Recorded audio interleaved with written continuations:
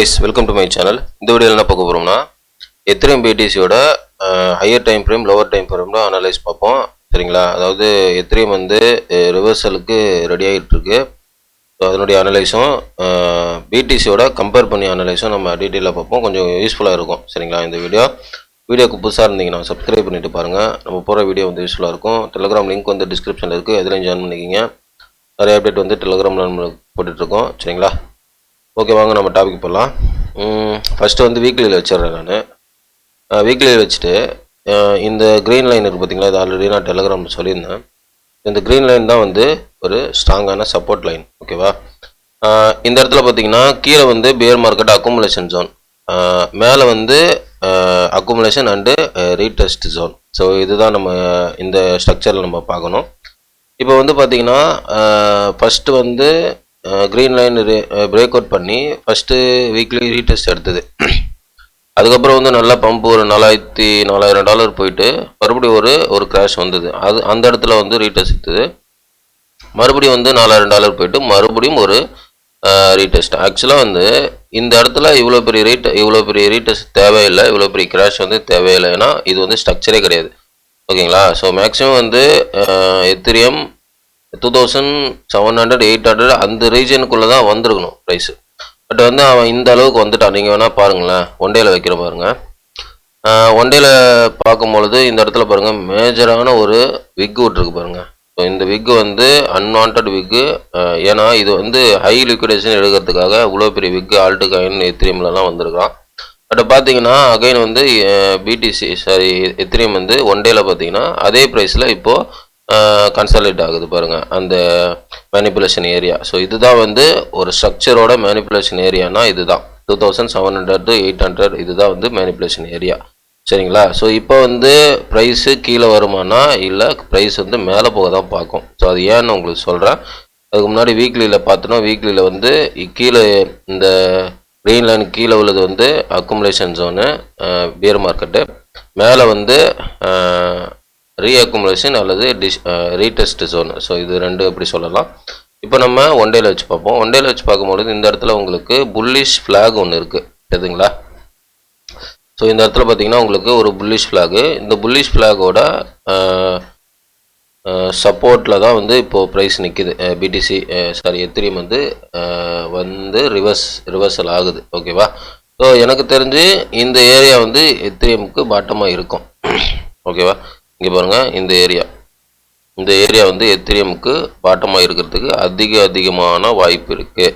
ஓகேவா? ஸோ இந்த ஏரியாவில் எத்திரியம் பாட்டமாக இல்லை அப்படின்னா அகைன் மறுபடியும் இந்த புல்லிஷ் ஃப்ளாகோட சப்போர்ட்டை வந்து டச் பண்ணிவிட்டு மறுபடியும் ப்ரைஸு பம்ப் ஆகும். ஸோ இப்படி தான் வந்து வாய்ப்பு இருக்குது. எனக்கு தெரிஞ்சு டெக்னிக்கலாக இது வந்து இப்படி கீழே போக வாய்ப்பு இல்லை. ஓகேவா? ஸோ இதுதான் வந்து இப்படி கீழே போக வாய்ப்பு இல்லை. அப்படியே கீழே வந்தால் மறுபடியும் இந்த ட்ரெண்ட் லைன் டச் பண்ணிவிட்டு அதுக்கப்புறம் அப்படியே மெதுவாக மேலே போகும்.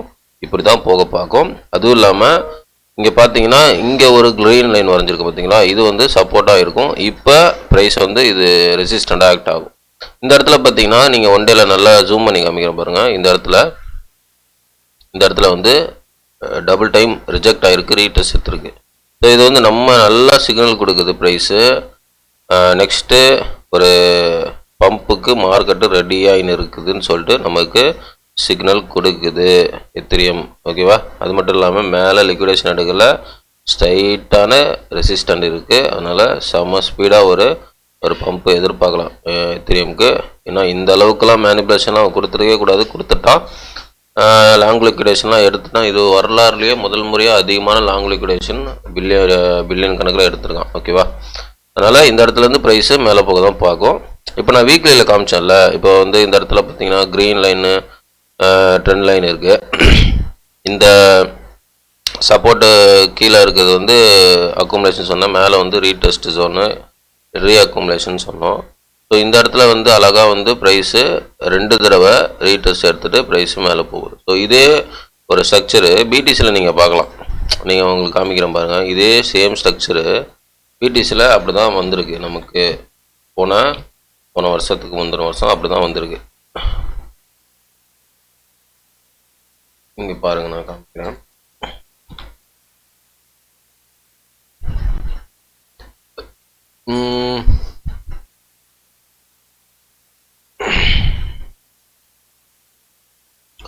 இங்கே பாருங்க, இங்கே பார்த்தீங்கன்னா உங்களுக்கு தெரியும். இந்த இடத்துல பாருங்க,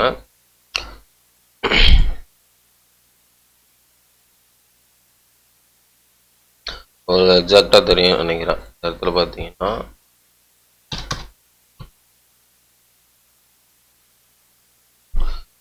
எத்திரியமுக்கு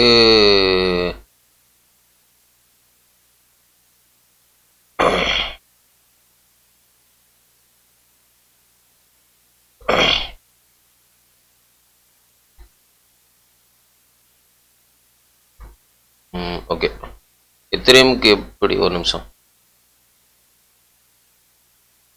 ஓகே, இதுதான் எத்திரியமுக்கு எப்படி இங்கே டபுள் டைம் வந்து இங்கே ரீட்டர்ஸ் எடுத்துருக்குதோ ப்ரைஸு, அதே மாதிரி தான் பிடிசி போன தடவை 2023 ஜூலை ஆகஸ்ட்டில் வந்து டபுள் டைம் ரீட்டர்ஸ் எடுத்துருக்கு. புரியுதுங்களா? இப்போது கீழே உள்ளது வந்து பேர் மார்க்கெட்டு அக்குமுலேஷன் ஜோனு முடிச்சதுக்கப்புறம் ப்ரைஸ் வந்து என்ன பண்ணியிருக்கான், டபுள் டைம் ரீட்டர்ஸ் எடுத்து தான் அது பேரபலிக்காக போயிருக்கான் பிடிசி. ஸோ அதே மாதிரி இப்போ எத்திரியம் பார்த்தீங்கன்னா டபுள் டைம் வந்து இங்கே ரீட்டர்ஸ் எடுக்குது. ஸோ அதுவும் இல்லாமல் இங்கே வந்து நம்ம கன்ஃபர்மேஷன் கொடுக்குது, இந்த இடம் பாட்டம் ஏரியான்ற மாதிரி கன்ஃபர்மேஷன் கொடுக்குது. நெக்ஸ்ட்டு வந்து மெதுவாகவோ இல்லை ஸ்பீடாகவோ மேல் நோக்கி தான் போக பார்க்கும் ப்ரைஸ். ஓகேங்களா? ஸோ இதுதான் வந்து இன்னையோட பிடிசி எத்திரியமோட அனலைஸ். ஏன்னா இந்த இடத்துல நம்ம பார்க்க வேண்டியது எத்திரியம் எந்த அளவுக்கு வந்து பிடிசிலாம் ஆல் டைம் ஹைலாம் உடச்சிட்டு மேலே 1 லேக்லாம் டாலர்லாம் போனதுக்கப்புறம் எத்திரியம் இன்னும் அதே ப்ரைஸில் ஒரே இடத்துல வந்து கம்ப்ரெஸ் பண்ணிகிட்டு இருக்கான் ப்ரைஸை. ஸோ நெக்ஸ்ட்டு வந்து எப்படி எதிர்பார்க்குறோன்னா, மேலே போக வேண்டிய டைம்லாம் வந்து கீழேயே கம்ப்ரெஸ் பண்ணிட்டான், எடுத்துக்கணும் அந்த டைம்லாம். இப்போ வந்து நெக்ஸ்ட்டு பம்ப் ஆகும்போது இனிமேல் வர பம்ப் வந்து பிடிசியோட எத்திரியம் வந்து கொஞ்சம் அதிகமான பம்ப் எதிர்பார்க்கலாம். சரிங்களா? ஸோ அதுதான் சைக்காலஜி பிரகாரம் நான் சொல்கிறேன். டெக்னிக்கலாக தான் நமக்கு ஷோ ஆகுது. வெயிட் பண்ணி பார்க்கலாம். ஓகேங்களா?